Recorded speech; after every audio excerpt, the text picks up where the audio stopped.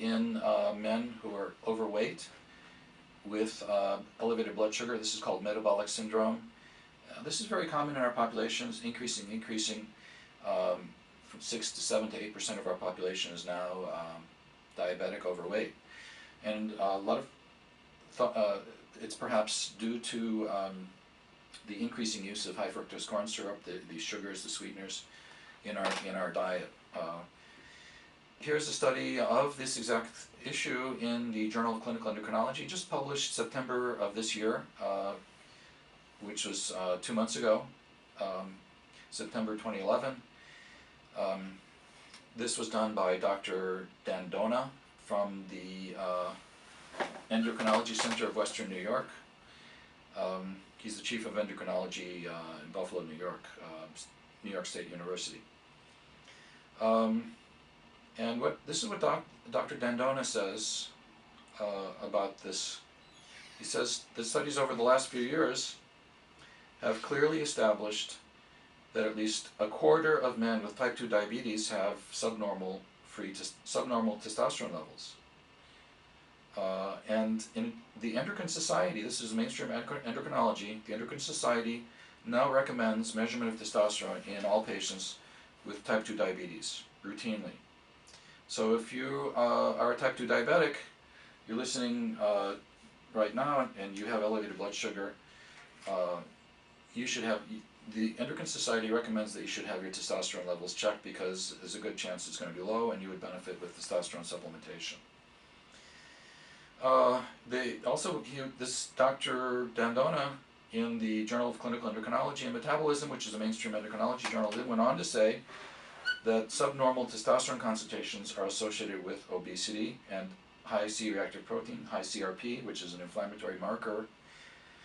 And in addition to that, low testosterone concentrations, low testosterone levels in men are associated with 2 to 3 times elevated risk of heart disease and mortality from heart disease. Okay, and we're going to go through some of those studies which demonstrate that. And then they go on to say that studies of testosterone treatment, when they have given testosterone to these men with type 2 diabetes, they have demonstrated improvement in insulin sensitivity, which means their diabetes gets better, and they show weight loss. They lose weight and their diabetes gets better, their blood sugars get better. Okay, so for men with metabolic syndrome, overweight, elevated blood sugar, and low testosterone, very, very healthy and beneficial for them to supplement with testosterone, according to Dr. Dandona, who's the chief of endocrinology at the State University of New York in Buffalo. This was published 2 months in September, 3 months ago, September 2011. One of the things that Dr. Dandona said was there was increased mortality from heart disease in men with low testosterone, and there are a couple of studies I want to point out to you that go over that. One is called the EPIC, which was the European study, endogenous testosterone mortality due to all causes. This was a study published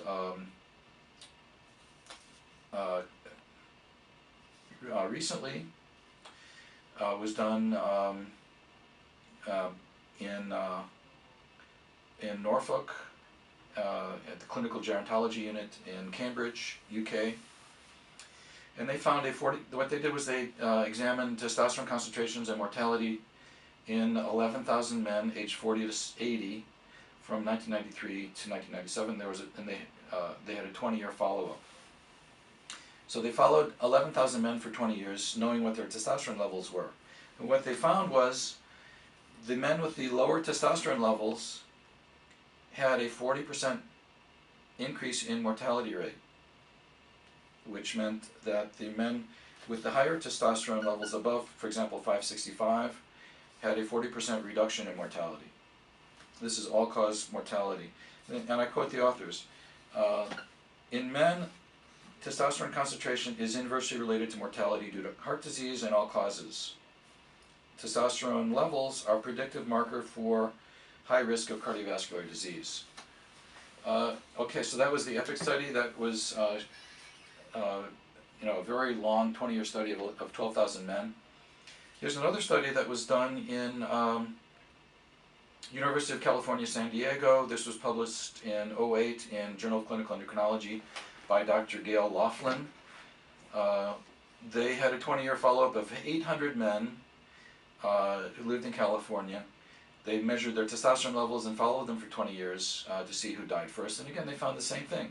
40% increased mortality for the low testosterone men. And here low testosterone was defined as below 240 nanograms per deciliter. Okay. Conclusion of Dr. Laughlin in her publication, January 2008, Journal of Clinical Endocrinology.